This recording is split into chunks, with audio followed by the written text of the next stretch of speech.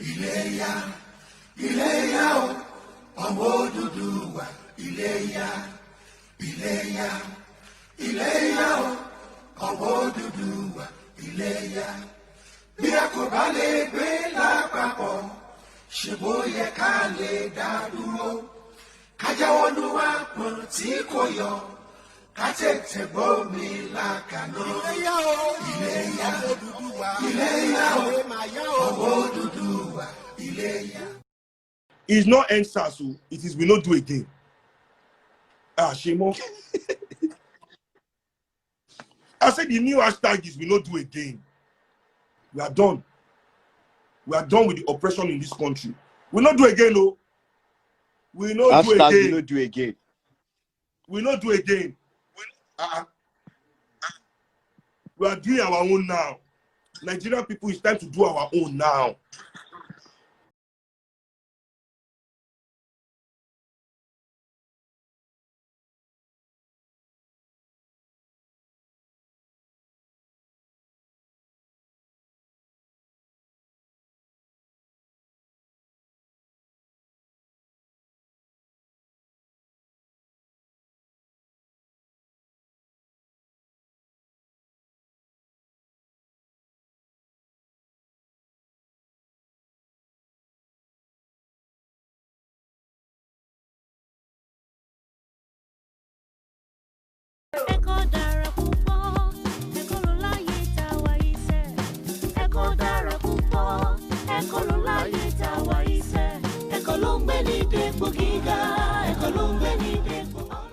The inspiring story of how Oba Adedokun is using education to fight poverty.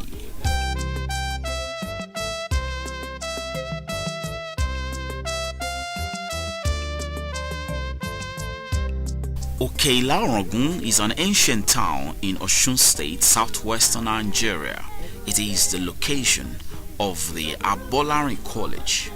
a free tuition boarding secondary school founded by Oba Adedokun Abolarin, who is keen on using education to fight poverty. The school, which is strictly for indigent children, presently have 94 students from different parts of Nigeria whose parents cannot afford to send to school. The beautiful school environment is not just conducive for learning, the students also work hard to keep their classrooms, hostels, kitchen and dining clean. Oba Adedokun, who is also a teacher in the school, teaches different subjects and talk to the students who he calls his children from time to time about life and why they must be determined to make him proud by being successful in life despite their background. It's just to create great citizens of the world from poor background, just to give them good exposure, to reduce poverty. We are using education to fight poverty, you know, because these are children who are going to be ambassadors in the foreseeable future. We can't do everything at a go. So the idea is to use education to fight poverty. Poverty as social entrepreneur. We're using the throw, I'm using my reality through education to fight poverty. Oba Adedokun frequent talk to the students has not just instilled a high level of discipline in them, it has also inculcated a great deal of confidence and courage in the students. The students speak boldly and are told by Kabiyesi to always ask questions and challenge status quo. The students enjoy 24/7 power supply from 2 giant generators donated to the school by some firms. The school library has books on all subjects and in different fields. I find it so much interesting because they are lively, they are good, they are well behaved. Every student has his or her own personal computer which they use in the classroom and hostel to learn. They also speak 3 languages: English, Yoruba and French fluently. The languages are used on assembly on different days of the week. The students have a timetable for cooking. They take a turn to work in the kitchen with the school cooks to learn how to cook. Tá bá ti fẹ́ fún wọn lóúnjẹ, à ń fún wọn ní normal food tí wọ́n jẹ lájẹyó láti ilé wọn wá torí bàbá ti sọ fún wa pé tá bá fẹ́ fún wọn lóúnjẹ ká má gẹra fún wọn pé ká rí pé wọ́n ń yó so a dẹ̀ ń fún wọn wọ́n ń yó. Kò sí ṣòro fún wa pẹ̀lú iná dídá torí tó bá ṣe pé igi là ń lò ní a lè sọ pé bóyá èéfín ò mọ̀ dààmú wa bí gáàsì bá ti tán bàbá ó tún gbé gáàsì lọ ó tún bá wa fíìdì gáàsì. They are also mandated to learn one skill or the other as a way of becoming self-reliant after leaving the school. The boys barb for another, while the girls plait hair for themselves. The students cultivate different crops like okra, pepper, yam, maize, cassava on the school farm. They spend 1 hour every day on the school farm to produce part of the food they eat. Aloko, oko wa wà ní ẹ̀yìn lọ́hùn bẹ́ẹ̀. A ní àgbẹ̀ àgbàdo, àgbẹ̀ iṣu, ata, ewédú, ilá, ọ̀gẹ̀dẹ̀, ẹ̀fọ́, ikàn. A sì tún gbẹ ẹ̀gẹ́, gàrí tá ń jẹ lọ́wọ́lọ́wọ́ báyìí. Àwa fúnra wa la produce lọ́wọ́ ara wa. The unique thing about the Abolarin College is that the students pay no school fees. It is totally free. Once a child passes the competitive school exam and is offered admission, the school provides all his needs from provisions to school uniform to school bags to writing materials and hostel needs. Oba Adedokun said his vision is to use the school to raise future leaders for Nigeria and to help reduce the number of out-of-school children. This school teaches us how to be friendly with people, and it also improves our knowledge. For me, being in this school is a great opportunity because everything is free. We don't pay anything, both accommodation, feeding, and everything we are doing here, we are enjoying it. Since we have been away this time now, we are being away from our house since past 6 months, and we are enjoying it. We don't feel it. It's like we are at home. When I grow up, I want to become a lecturer so I will teach people how to be a good leader, and I should be a nation builder. Taiwo Oyedele, a partner at PwC Nigeria and the president of Impact Africa Foundation, with his team visited the school to support the project and to encourage the students to give their best. Impact Africa Foundation, our focus is on education, mentoring and advocacy. And so we saw what the KBAC is doing here in Oke-Ila, and we thought it's very impressive. So, and having been around today, I've been very, very impressed, and I think the whole work is commendable. We call on everybody who has good hope and good plan for Nigeria to please support initiatives like this. So that's really a clarion call to everyone. The KBAC, who was overwhelmed by the love shown through the organization, thanked them and called on meaningful Nigerians to support the project in order to further educate more brilliant students from a poor background. We need money. We don't even know where to start from this coming session because we are increasing the population by 20 students, so 94, and we are praying that to the glory of God we are not going to collect a dime from these students. The Abolarin College, Inú Ìkòkò Dúdú, lẹ̀kọ́ funfun tí ń jáde.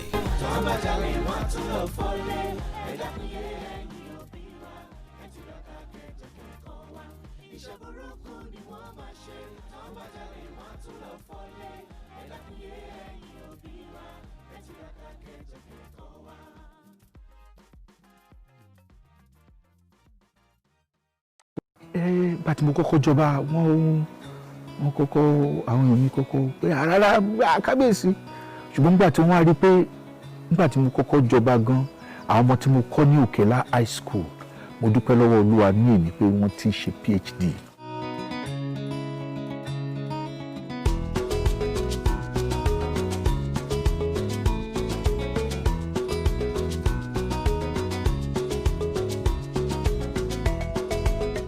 Èmi ni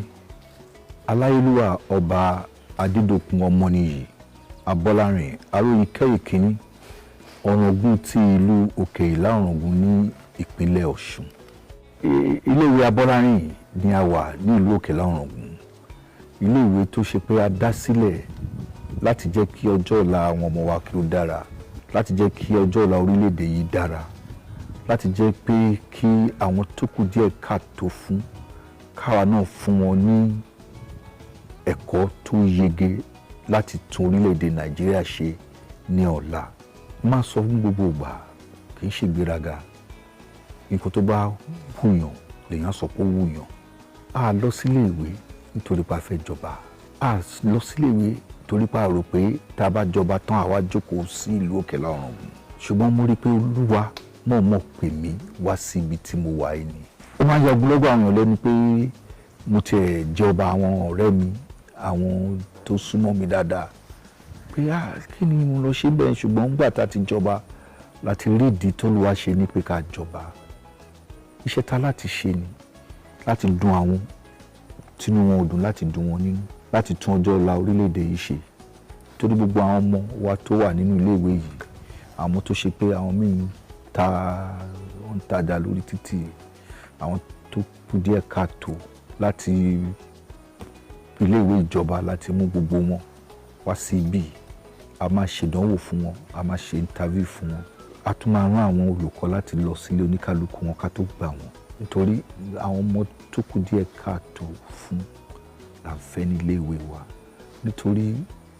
òṣì yẹn ní ìwọ̀nba táwa náà lè ṣiṣẹ́ mọ́. Àwa náà láti jẹ́ kí ó dínkù díẹ̀. Torí tá a bá jẹ́ kó dínkù díẹ̀, ogunlọ́gọ̀ wa wàhálà tá à ń ṣe lórí àwọn ọmọ wa a ní lè gbádùn ẹ̀. Nítorí àwọn ọmọ wa ò lè máa jẹun kí ogunlọ́gọ̀ àwọn èèyàn máa jẹun. Ó wà lára nǹkan tá a ṣe dá léèwé sílẹ̀. A dẹ̀ dúpẹ́ lọ́wọ́ Olúwa. À ń ràánú gbà. Nílé ẹ̀kọ́ tá a wà yìí o, èmi náà ń kọ́ àwọn ọmọ wọ̀nyí. Iṣẹ́ tí mo mọ̀ ṣe nìyẹn. Mi ì mọ owó ṣe, mi ì mọ̀jà tà. Ṣùgbọ́n mo dúpẹ́ lọ́wọ́ Olúwa pé Olúwa fún mi ní oore ọ̀fẹ́ láti tún orí ọmọ aláìsùnwọ̀n ṣe. Nígbà tí n bá jókòó sáfin tá a bá ti ṣiṣẹ́ tó yẹ ká ṣe, ṣé màá máa rojọ́, màá máa sọ pé ẹnìkan ṣe báyìí, ẹnìkan ṣe báyìí, ẹnìkan ṣe báyìí. Nígbà tí iṣẹ́ tá a lè ṣe wà. Mo dẹ̀ wá dúpẹ́ lọ́wọ́ Olúwa pé ètò ẹ̀kọ́ nípa ìjọba government tí mo ń kọ́ wọn, àwọn ọmọ mi ní WAEC tí result àṣẹ̀ṣẹ̀ rí, àwọn ọmọ mẹ́sẹ̀sán ló ṣe dáadáa. Mo ní méjì nínú wọn tó gba A1 in government. Mo ní B2 bíi méjì, mo ní B3 bíi mẹ́rin, mo wá ní bíi C4 kan àbí nǹkan bẹ́ẹ̀. Gbogbo wọn kò sẹ́ni tó ní D7. Lémi náà, Olúwa mo dúpẹ́ o. Ọlá ìlú yìí, orílẹ̀-èdè yìí ó láti dára. Gbogbo alá láti jọ ṣiṣẹ́ yẹn pọ̀ pẹ̀lú ìjọba. Àwa náà ń pè ní ìjọba. Àwọn tó wà l'Ábùjá yẹn nìkan kọ́ ní ìjọba. Àwọn tó wà l'Óṣogbo nìkan kọ́ ní ìjọba. Èmi àti ẹ̀yin náà ní ìjọba. Orúkọ mi ni Adéọlá Stella Olúwafiyèyíṣọlá mi láti ìlú Èkìtì, ṣùgbọ́n mò ń gbé ní ìpínlẹ̀ Ọ̀ṣun. Ọmọ iléèwé Abolarin ni mí, ọmọ òrukàn dẹ̀ ni mí pẹ̀lú. Láti ìgbà tí mo ti dé Abolarin, wọ́n ń tọ́jú wa, wọ́n fún wa ní oúnjẹ déédéé, wọ́n dẹ̀ ń kọ́ wa ní àwọn ẹ̀kọ́ àti tinú kíláàsì wa àti bí a ṣe lè hùwà sí àwọn tí ó jù wá lọ àti àwọn èèyàn tí a bá rí láyìíká wa. Wọ́n kọ́ wa bí a ṣe lè ṣe òwò pẹ́pẹ̀pẹ́ pẹ̀lú ọwọ́ wa láì dúró de iṣẹ́ ìjọba. Wọ́n dẹ̀ fún wa ní ẹ̀kọ́ ọ̀fẹ́ láì gba owó kankan lọ́wọ́ wa. Bí a ṣe ń jẹun, aṣọ tí a ń wọ̀,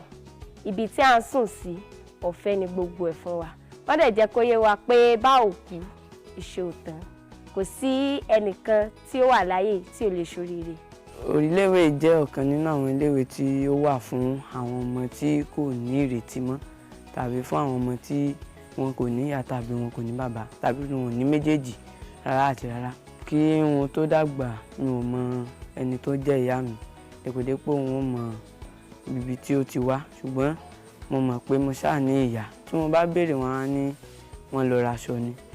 Èyí sì jẹ́ ọ̀kan tí wọ́n máa sọ fún àwọn ọmọ tí wọn ò bá ní ìyá mọ́ láyé, ṣùgbọ́n wọ́n á sọ fún mi pé ní ìyá mi wá, gbogbo lọ raṣọ wá títí tí mo fi dàgbà. ọpẹ́lọpẹ́ Ọlọ́run àti kábíyèsí nínú ayé mi mo bá ti má mọ ohun tó ń jẹ́ ilé ẹ̀kọ́ mọ́ torí nígbà àkọ́kọ́ tí mo dé iléèwé tí mo lọ ṣe holiday nílé wa bàbá mi ò fẹ́ kí n padà wá mọ́ ṣùgbọ́n pẹ̀lú pé kábíyèsí nífẹ̀ẹ́ sí ẹ̀kọ́ mo rí iléèwé gẹ́gẹ́ bí áńgẹ́lì tí Ọlọ́run gbé kalẹ̀ láti ran àwọn ọmọ aláìní lọ́wọ́. Bá tí mo kọ́kọ́ jọba wọ́n kọ́kọ́ àwọn èèyàn mi kọ́kọ́ pé rárá kábíyèsí ṣùgbọ́n nígbà tí wọ́n wá rí pé nígbà tí mo kọ́kọ́ jọba gan àwọn ọmọ tí mo kọ́ ní Oke-Ila high school mo dúpẹ́ lọ́wọ́ Olúwa ní èní pé wọ́n ti ń ṣe PhD gbàgbà tí ṣe mi ní iṣẹ́ òwò tí mo ń ṣe mi ní hòtẹ́ẹ̀lì tí mo ń darí nǹkan tí mo mọ̀ ṣe náà ju iṣẹ́ olùkọ́ lọ ẹ wá ní pé kí n má ṣe tí má tiẹ̀ wá ń wo àwọn ọmọ tó ń ṣèdánwò lọ́wọ́ ẹ̀ tí n bá wò wọ́n nígbà tí wọ́n bẹ̀rẹ̀ tẹ́ bá rí wọn aṣọ ẹlòmíì ti ya ẹlòmíì ní apá lórí ọ̀tẹ̀ bá wò wọ́n lé nìyẹn ṣé báwọn ló wọ mo dúpẹ́ o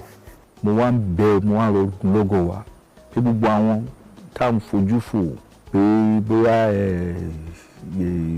orí wọn ò pé ni wọn àǹfààní ni ò sí fún ogunlọ́gọ̀ wọn ṣùgbọ́n àwọn ọmọ wọ̀nyí torí pé wọ́n ní àǹfààní àwọn tí wọ́n lè ṣiṣẹ́ pọ̀ nínú wọn gan mo rò pé dé oko wa ẹ̀rí bú kó wa ṣe rí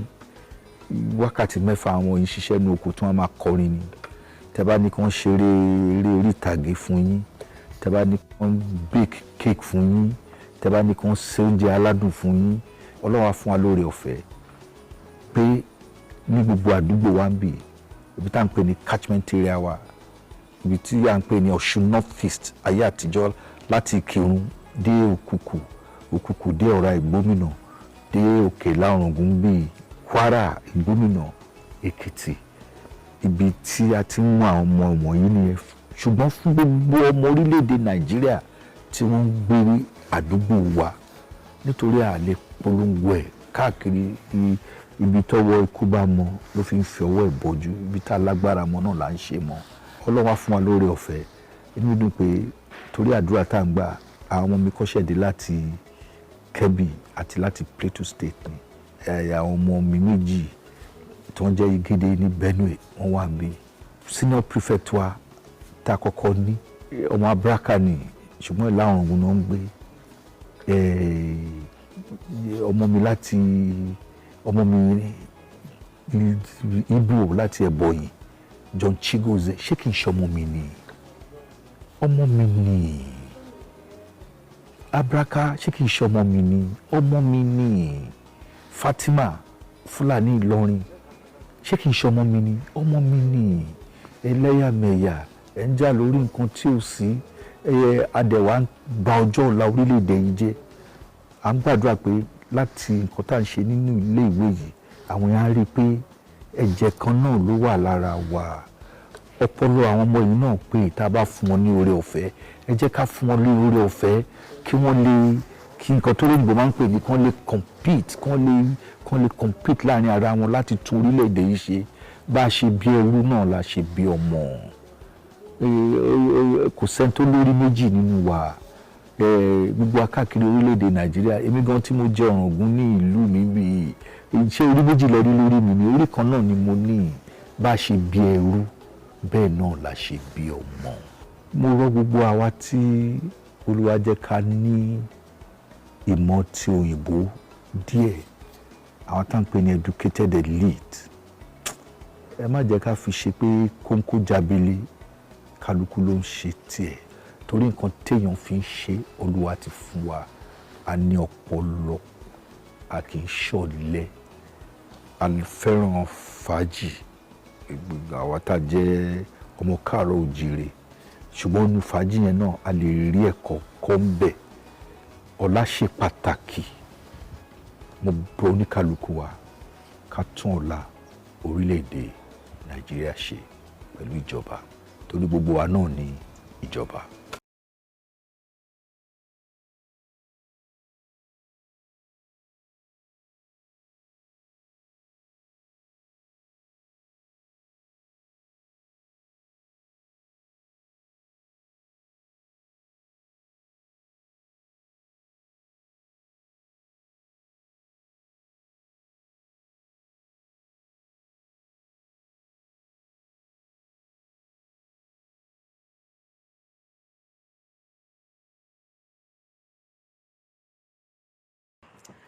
àwọn púpọ̀ nínú àwọn ọmọ yìí owó bàbá yìí ni o owó wọn náà fi dálé ẹ̀kọ́ yẹn sílẹ̀ tó rán ní nǹkan táwọn mọ̀ ń pa ẹ̀ láti ṣe ni owó wọn ni wọ́n fi dálé ẹ̀kọ́ sílẹ̀ àwọn ni wọ́n dẹ̀ rán àwọn ọmọ yìí oúnjẹ tí wọ́n jẹ aṣọ tí wọ́n wọ̀ wọn ò dúró pé kí ìjọba tó fún wọn ní nǹkan kan wọn ò gbé agbádá kan mú ìró kan róró funfun lọ sí Àbújá kan gbé lẹ́tà lọ sí ibẹ̀ wọ́n ti ń ṣe ṣé téèyàn bá rírú ọba báyìí ọba ni wọ́n ẹrí bọ́n ṣe wọ aṣọ wọn gbádé sórí tí ẹ lè mọ̀ gan ẹ ti dọ̀bálẹ̀ tán kẹ́ tó mọ̀ pé bàbá kan lẹ́ẹ̀kan pé ṣé tẹ bá rírú bàbá tí pé kéèyàn kan kí n kàn mọ́ dédé mọ̀ kí n kàn dé kí n mọ̀ ti mọ̀ wọ́n tẹ́lẹ̀ kí n kàn dédé rí wọn nínú skul kí n lọ pé mo lọ sí skul mẹ́ẹ̀ kí n kàn dédé rí wọn màá kàn kí wọn ní kí bàbá ni ní kí bóyá bíi mí ní bíi headmaster bíi headmistress àbí nǹkan headmaster principal ìkí tí ń kí wọn nìyẹn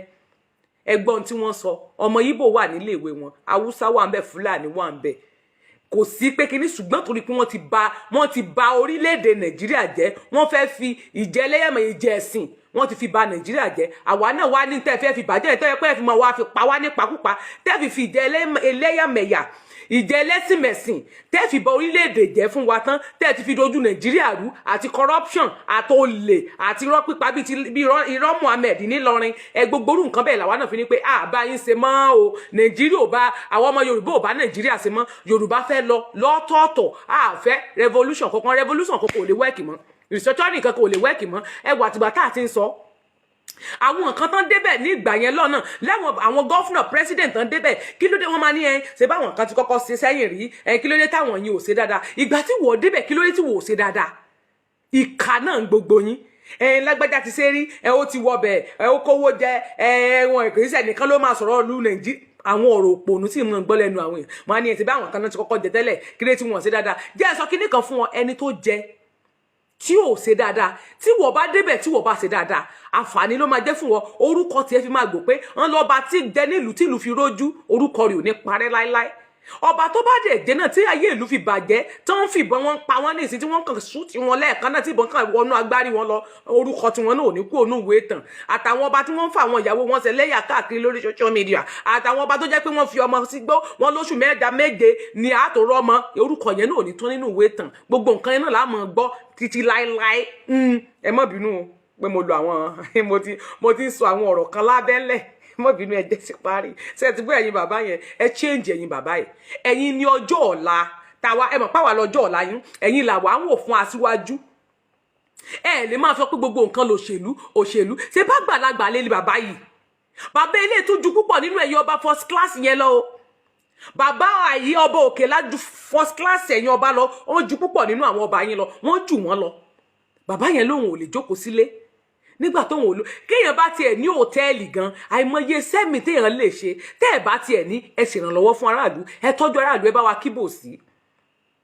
wọ́n ń ṣètọ́jú wọn ní Òkè-Ila wọ́n ń bẹ̀ yẹn àwọn ọmọ ìlú wọn inú wọn ń dùn kí ló ṣẹlẹ̀ gangan àfi kẹ́ máa kóró ká àfi kẹ́ máa yírò kiri kẹ́ máa jẹ nílé òrò kẹ́ máa jẹ nílé gógó kẹ́ máa jẹ nílé táyé kẹ́ máa lọ lé Kẹ́hìndé kó jẹ́ pé pati láti máa rí gbogbo ẹ̀yin ọba kò sí pati kan ọba máa lọ pati tí kì í bá ṣe pé coronavirus lè ní London ni àwọn ọba yín bí wọ́n ṣe ń lọ Canada wọ́n máa lọ London wọ́n ń tíráfù káàkiri ni kódà gan níbi tó lè dé gẹ̀yìn ọba gan wọ́n bá ń passport yẹn ẹ̀ nílé ìrìbí jáde mọ́ àjọ jókòó sínú ìlú yẹn ni àjọ jókòó ni private jet lẹ́ ń gbé káàkiri ẹ̀ fi ń gbá wọn olóṣó yín ká ẹ̀ fi private jet gbá wọn olóṣó ká ọba olóṣó ọgá ọkọba tó máa dó lóṣó béèyàn bá fẹ́ ìyàwó bá lè fẹ́ ìyàwó kó fẹ́ igba ìyàwó kò sí nǹkan kan tó lè bẹ́ẹ̀ kódà tó bá rí ẹlòmíà ní nítorí pé lágbájá ti bímọ rí ọba ò lè fẹ́ tó ti bímọ ọba ò máa fẹ́ ìyàwó níyàwó ni á dẹ̀ gbẹ́sẹ̀ lé tó bá wù ó ti gbẹ́sẹ̀ lé nìyẹn kò dẹ̀ sí nǹkan kan ká máa lẹ́nu tí ò tẹ̀ tún wá sí nílé ọkọ ó ti bímọ rí àǹsọ sí wò bímọ rí kò lè fẹ́ni tó ti bímọ rí ẹ wá ń ṣera yín ògo ẹlòmíì ògo ọba míì kò fẹ́ ẹni tó bá ti fáìn jù bẹ́ẹ̀ ni ògo ọba míì ìṣẹ̀dá tẹ́lòmíì gbé wá sílé ayé kò fẹ́ ẹni tó bá ti fáìn kò fẹ́ pupa yoyo ìṣẹ̀dá ò fẹ́ ẹni tó bá ti pupa jù bẹ́ẹ̀ ni mo sọ fún yín ó dẹ̀ máa ń wà láàrin àwọn ènìyàn wa náà yàtọ̀ fáwọn ọba tẹ́lòmíì máa mú ìyàwó ó máa jù sílẹ̀ ó máa mú ìyàwó ẹ máa wá fáìn gẹ̀ kiri clean girl kiri àwọn ẹlẹ́sẹ̀ sósòsó lẹ máa wá ká tẹ́ẹ̀ni pé bóyá àwọn yẹn ó lè wọ́n ṣe é fi yan gan níta ṣùgbọ́n tẹ́ bá rẹ́ lómi ẹ máa lé ó ti sanra jù ó ti dàgbà jù ó ti tóbi jù ó ti tóra jù mí lọ ó ti ṣe kinní kan jù mí lọ ẹ wàá máa wá àwọn ọmọ tó yẹ pé tẹ́ ẹ bá tún fẹ́ wọn gan ẹ ti níyàwó ẹ ti lẹ́ni tó tẹ́ yín lọ́rùn ṣùgbọ́n torí wípé bóyá ó tóbi jù yín lọ àbí nǹkan kan àbí ó ṣe kinní kan ẹ wàá máa wẹ́ ni ẹ fi yan lé ẹ mọ̀ dọ̀kà lámọ̀ ẹ wàá máa tìtorí yẹn ẹ tún wá gbégbèkúgbè tó máa pa yín lẹ́tùn gbàgbé ẹ wàá padà bọ́ sí kolobo ẹ léku méjì ẹ wàá pòfo ẹ mọ̀ pé tó bá léku méjì máa ń pòfo ni òfẹ́ ni tó gbé sílé ọ̀rẹ́ lómi tó sanra tún lóòfẹ́ ọlọ́mọ kékeré ló ń fẹ́ pé torí pé ọmọ kékeré yẹn bó bá ti fẹ́ ọmọ kékeré bóyá yóò gbọ́ràn sí ẹ lẹ́nu àbí yóò máa fẹ́ nǹkan tó fẹ́ ọmọ kékeré yẹn gan ni yóò ṣekú pa ọ́ torí àwọn ọmọ kékeré ìsìn tó ń wò yẹn àwọn gan ti já àwọn lẹ́sẹ̀ sóṣòṣò àwọn fine girl tí wọ́n ń wò yẹn wọ́n ti já débi wípé ọkùnrin kan ò lè tẹ́ wọn lọ́rùn kò sí bó ṣe fẹ́ ṣe kò lè tẹ́ wọn lọ́rùn láyé o ò lè lo bíìsì tó láyé wọn fẹ́ kó máa wà ní bó bá jáde báyìí wọn kó tó bá lọ bó ṣe ń wù ẹ ló máa wù ẹlòmíì àwọn náà tún ti gba bòmíì lọ ṣe báwọn lẹ́rí fún tán tó sì wọn káàkiri lórí social media yẹn because ọmọ kékeré ni wọn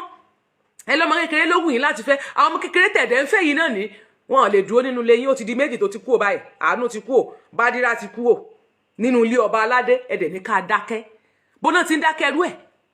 ẹni wọ̀nyí bú ọba ṣé gbogbo nǹkan tó bá ti ṣe yẹn àṣegbé ni ara ọba ò ṣàṣegbé torí bàbá wa náà jẹ́ agbúrò pàkíyèsí bàbá sí bàbá gbúrò ní agbára tán gbà lára yín yẹn bàbá gbúrò gbà padà àṣẹ tí wọ́n gbà kúrò lára yín yẹn agbúrò jẹ́ kí ẹ ní àṣẹ yẹn padà àwọn ìyàwó yín ò lè máa halẹ̀ mọ́ yín wọn ò lè máa halẹ̀ mọ́ yín pé àwọn ti lọ kán kọ́ ọmọ yín kúrò kórí adé máa lọ sùn ta kórí àwọn ọmọ yín máa lọ sùn síta kán máa kọ́ ọmọ yín lọ táwọn bá tiẹ̀ fẹ́ lọ ọmọ ọba gbúdọ̀ wà nínú ààfin ni ṣùgbọ́n àtọmọ àti ìyàwó wọn ti lọ nìyẹn ẹlòmíì tó máa gun àyà ọmọ máa gun àyà olórí níbo lẹ ti gbọ́rú ẹ̀rí láyé ìgbà tèmi sì wà ní kékeré ohun tó sì máa ń sọ fáwọn òbí tèmi máa ń sọ pé kò sí ẹnì kankan tí ọkùnrin mi gbúdọ̀ tó bá ti lè fẹ́ ọba kò gbúdọ̀ gun àyè kí nìdí tí mo fi sọ fún ẹ wípé mi ò lè fọba nígbà tí ọba ìlú wa ń gbà yẹn ọba ìlú tó tẹ̀lé Olúwa tó gbé ọ̀pá wa tó lóun fẹ́ fẹ́ mi ń gbà yẹn mo ní kẹ́ni kí ni fi ń ṣe èmi ò lè fọba kí ni tí n fi lè fọba nígbà tí ọkọ mi kú ọba ọ̀dọ̀ wa ó tún disturb mi pé ọmọ yẹn ò wù mí ṣe bẹ́ẹ̀ dọ́kọ mi mọ̀ ó ní ṣe bó ti kú mo ní ìlè kí èèmọ̀ dídì ìfilé fẹ́yìn torí mo rí pé ẹ ti dàgbà tẹ́ ẹ bá kú tán nìsín ìyìn nílé fẹ́ nìkan kan mọ́ irọ́ ìyìn sì lè mára dúró mọ́ bí n bá fẹ́ mára dúró màá mú dúró lọ́wọ́ ara mi ni kì í ṣe pé ẹnìkan ẹ̀yìn ó kú èmi tí mo sì kéré kẹwàá ní kí n wà bẹ́ẹ̀ ìyìn lè fẹ́ yín ẹ má dàra yín láàmú ìyìn lè fọ́ bá ní wàlẹ́ àwọn àti ìlú àtọ̀pá àṣẹ wọn pé láyé ìgbà kan tó fẹ́ pé láyé ìgbà kan ni tó bá ti gbẹ́sẹ̀ lé ọ àgbégbé ni ṣùgbọ́n láyé ìsìn àti nkọ̀pá àlè fọ́ba àti nkọ̀pá àlè fọ́ba ẹ̀ tí wọ́n mọ̀ pé àwọn ọba gòó láṣẹ lẹ́nu mọ́ àṣẹ dà lẹ́nu ọba ká máa lè bọ́ba pé wàá má disturb mi kí lè fẹ́ nínú inbox ọba gidi kí sáwọn ọba jẹkúrẹ́ dí o ká máa sọ fọ́ba pé bàbá ẹ̀ ń disturb kí ló ṣe yín gan máa block yín o kẹ́ máa halẹ̀ bàbá pé máa block ọba ọba tó ń toast lórí social media ẹ gbọ́dọ̀ ẹ̀ rí àwọn ọba tó ń toast lórí social media ẹ wá ọba tó ń toast lórí social media ẹ gbàgbé òṣì àwọn ọba kán máa kórù kiri kán máa kórò ká ń làwọn ọba yín ṣe ẹ wá lè ronú pé àsìkò tó yẹ kẹ́ ẹ ronú kẹ́ ẹ jàre kì í sì gbà tí Fúlàní bá wọlé tán bá ń pa yín tán tí wọ́n mú gbogbo yín tí wọ́n pa yín bí ẹ ń pàpà yà lẹ́tọ̀ọ́ yín àwọn bàbá tí wọ́n rí ti yín ròyìn sáwọn lè fẹ́ dúró lé lórí